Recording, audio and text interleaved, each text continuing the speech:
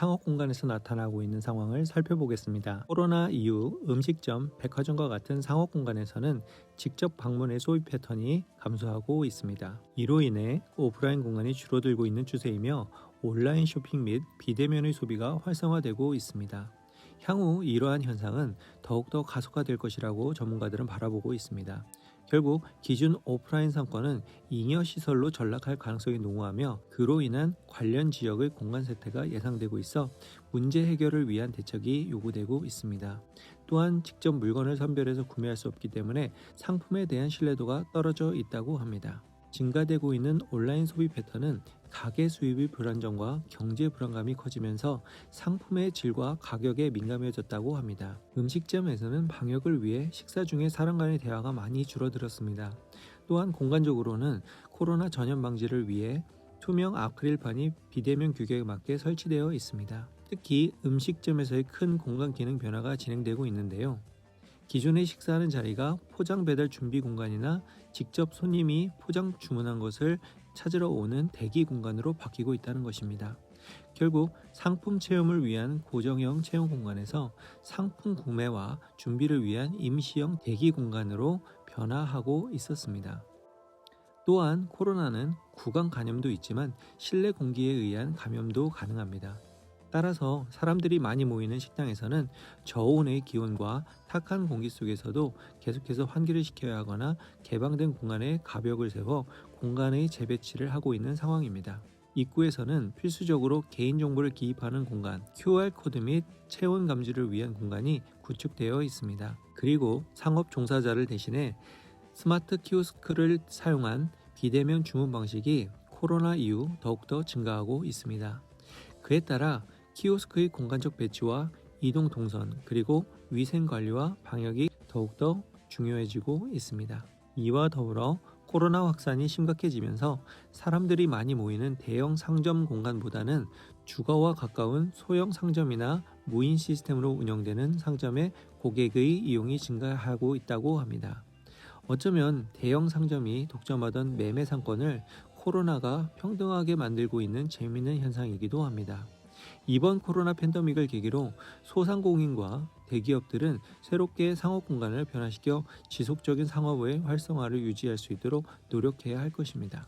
다음은 공공공간에서 나타나는 상황을 살펴보겠습니다. 공원, 산책로, 등산로와 같은 공공공간에서는 누군가와 간접적인 접촉만으로도 감염에 대한 불안감과 불쾌감을 줄 수 있는 상황이 나타나고 있습니다. 그러나 공공공간은 인간이 갖고 있는 공간적 자유와 사회적 관계 욕구를 해결하기 위한 장소이기에 팬데믹 시기인 지금 더욱더 고민해야 할 공간이기도 합니다. 이에 대한 객관적인 자료가 있는데요. 현재 코로나 확산으로 우리나라 국민들의 공원 방문율이 크게 증가하고 있는데요. 지난 3일 구글이 발표한 공동체 이동 보고서에 따르면 2020년 1월 3일부터 2월 6일까지 평균치보다 약 51% 증가한 것으로 나타났습니다. 사회적 거리 두기와 실내 공간에서의 고립은 다양한 정신적 스트레스와 불안감, 그리고 신진대사의 면역력을 약하게 하고 있습니다. 그러한 문제를 해결하기 위해 공원에서는 거리를 두고 산책을 하거나 운동을 하는 사람들이 많아졌다고 합니다. 불안한 이 시기에도 심리적으로도 서로 알리지 못하지만 방역 수칙을 지키면서 공공공간에 모이는 것은 우리 인류가 잘 지내고 있다는 본능적인 안도감을 얻기 위해서라고 합니다. 이러한 상황을 반영하듯 개방된 공공공간에서는 집중형이 아닌 선형으로 다양한 이벤트, 거리 상점, 운동, 전시 등 방역 수칙에 따라 스루 패스 형태로 그 공간들을 만들어가고 있습니다. 결국 공공공간도 고정형 집중공간에서 이동형 선형 공간으로 변화하고 있다는 것이죠. 인간형 주차장이라는 비유로 사회적 거리 두기를 위해 공원이나 오픈된 장소에서 일정 구역을 지정하고 그 안에 소수의 사람들이 모이는 영역 공간이 만들어지기 시작했습니다. 그 안에서는 일광욕, 연애, 피크닉, 운동, 독서, 사색 등을 즐기는 사람들이 모여 다양한 활동들을 하고 있습니다. 결국 코로나 팬데믹을 통해 우리 인류는 기존에 사용했던 공공공간의 영역에서 또 다른 제한적 영역 공간을 구축하여 질병에 대한 안전을 확보하고 있는 상황입니다. 다음은 숙박 공간에서 나타나는 상황을 살펴보겠습니다. 코로나 이후 숙박공간은 다소 심각한 위험의 사각지대에 놓여 있습니다. 그 이유는 사회적 거리두기 강화로 모든 상점과 관련 윤락시설의 출입이 제한되어 있어 숙박공간이 파티룸 또는 새로운 술집으로 변화하고 있다는 것입니다. 문제가 되는 것은 파티룸의 경우 자율업으로 신고되어 있어 어떤 행정기관도 관리에 대한 책임을 물을 수 없기 때문에 현재 코로나 감염의 사각지대에 놓여 있는 위험한 공간으로 분류되고 있습니다. 이와 더불어 노래방, 룸사롱, 관람주점과 같은 유락 공간의 경우 역시 불법으로 숙박공간에서 다양하게 운영되고 있다고 합니다. 더더욱 문제가 되는 것은 이 공간에서 성매매가 이루어진다는 것입니다.